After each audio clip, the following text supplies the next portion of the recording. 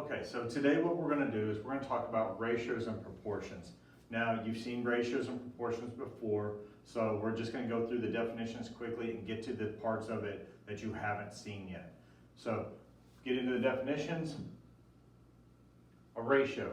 A ratio is just a comparison of two numbers by division. Now, you've seen it in different forms, x to y, x colon y, x over y.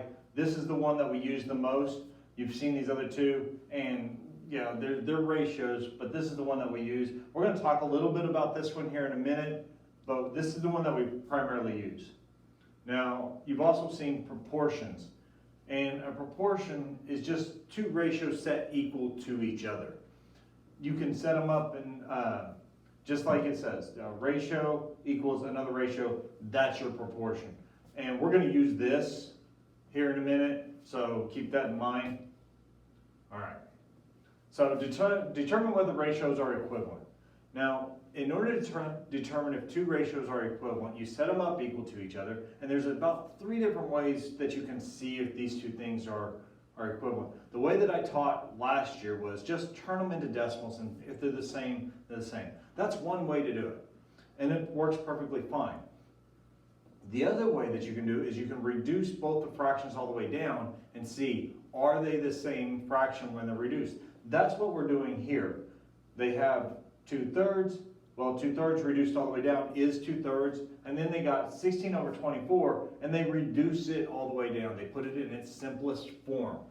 And they say, oh, wait, those two things are the same, they're equivalent.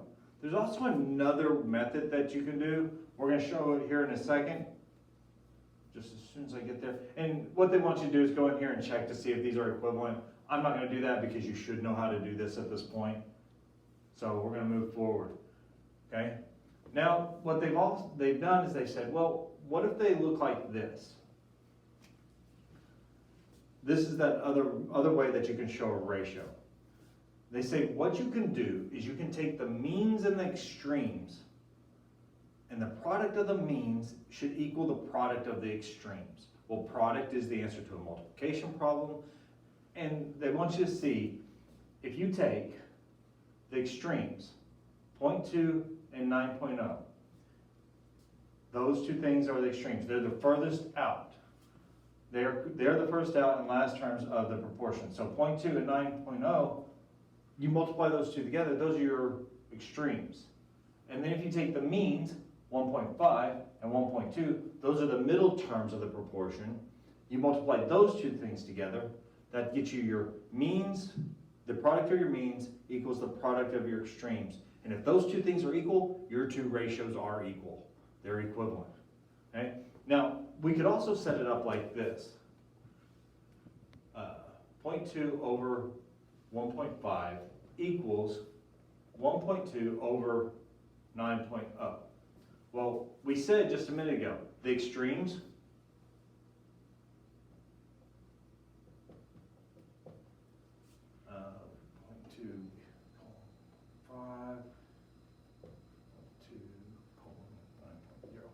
now notice, this is kind of one of those important things. If you take these two things and multiply them, those are your extremes. And you take these two things and multiply them, those are your means. Those are your outermost and your innermost. So what you can do is you can cross multiply here and here to check to see if those two things are equivalent. Okay? That's another way that you can do this. Now we're going to use that cross multiplication or cross products in order to do some things here in just a minute, but that's what we're talking about here. All right? The means and extremes property of proportion. In a proportion, the product of the extremes is equal to the product of the means. So you can take your extremes, your means, take the products of those two things, and you have your answer, or to see if they're equivalent. Okay, so here, cross products. Use cross products to determine whether each pair of the ratios forms a proportion. So they set them up as ratios or as proportions. This is a proportion because they're two ratios set equal to each other.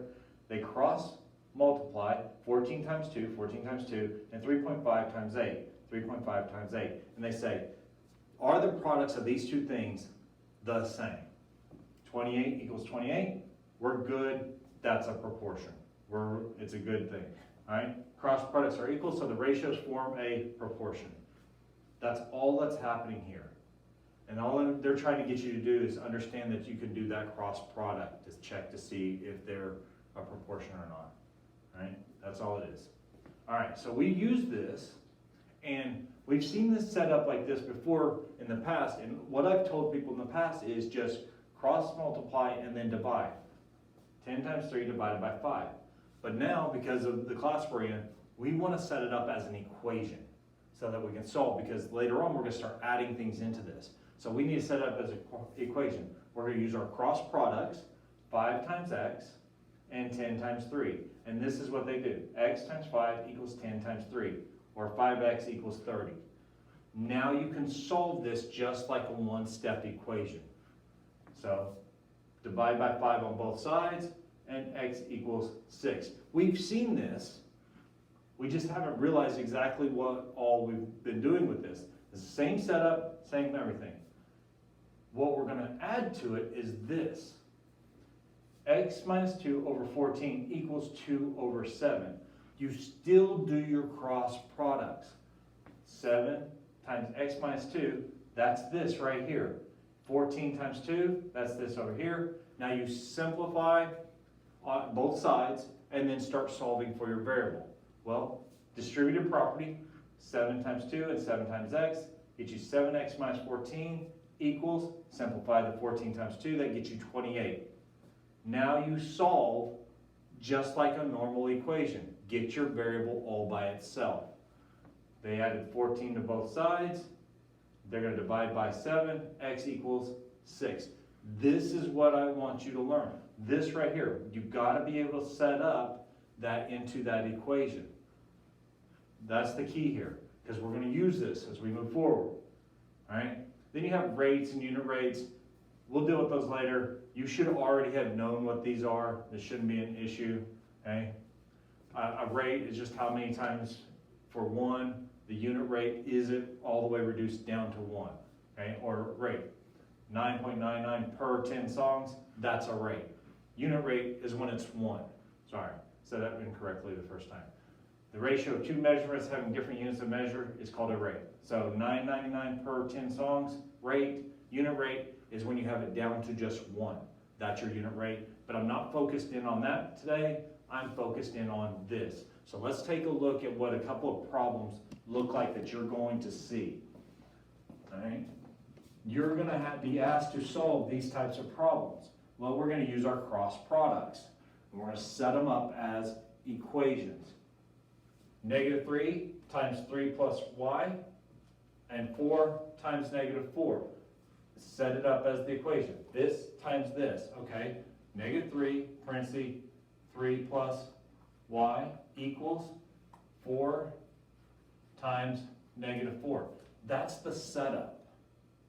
Now, I know most of you are going to go, oh, well, I know what 4 times 4 is, and have no problem with that. All right? -3, 3 plus y equals -16. No big deal there. Use your distributive property. -3 times 3, multiplying it by each term inside those parentheses, and -3 times y. So that gets you -9 plus -3y equals -16. Now, locate your variable.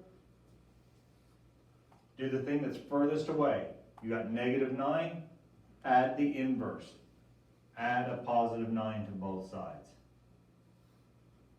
Cancels out. You get -3y equals 7. Divide by -3. Divide by -3, cancels out. Y equals 7 over -3, or -7/3.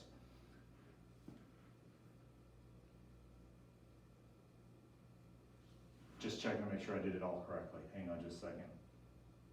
Cross multiply. Yeah.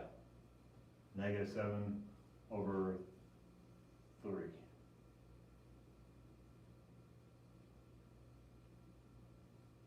No, that's a -7. Sorry, I thought that looked weird. Okay, +7/3. Sorry. I knew there was something off, I just had to find it. Watch your signs, make sure you don't lose your signs when you bring them down. It's important, all right? All right, 2x minus 2 over 7 equals -2. It's the same setup, but you want one ratio set equal to another, so you've got to take this -2 and turn it into a fraction, all right? So you're going to put a 1 underneath it. Now you have one ratio set equal to another, you cross multiply, and then you can do this. So 2x minus 2 times 1, 2x minus 2 equals 7 times -2. Now, as 1 times any number gets you back that number. You could set this up like this, but it's still just this number. So I don't need that, so I'm gonna not do that. There's no reason for me to do that. I know that 1 times this is this, all right? So all I need to do is this. I got 2x minus 2 equals -14. We're gonna draw our line and solve for x. Well, our x is here, this is further away, this goes with this, so I'm gonna add the inverse, I'm gonna add a +2. Plus 2 here, cancels out, I get 2x equals -14 plus 2 gets me -12, divide by 2, cancels out, x equals -6.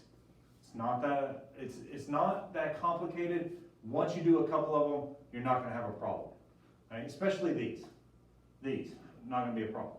But this is where I'm worried about you here, okay? I wanna make sure you know how to do these.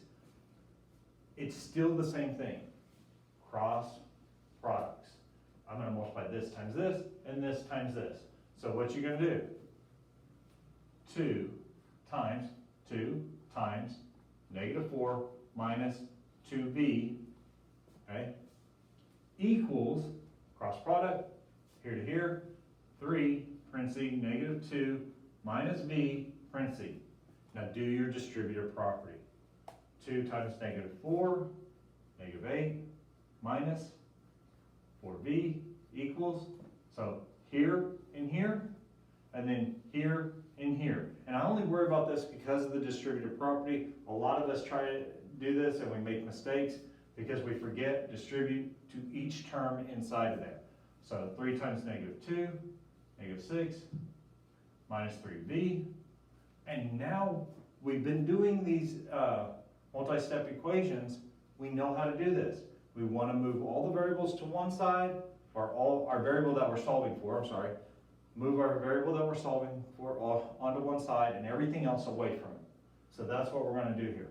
So I'm going to add 4b here and 4b here. Now there's different ways that you could have done this. I could have added 3b to this side, and that would have worked too.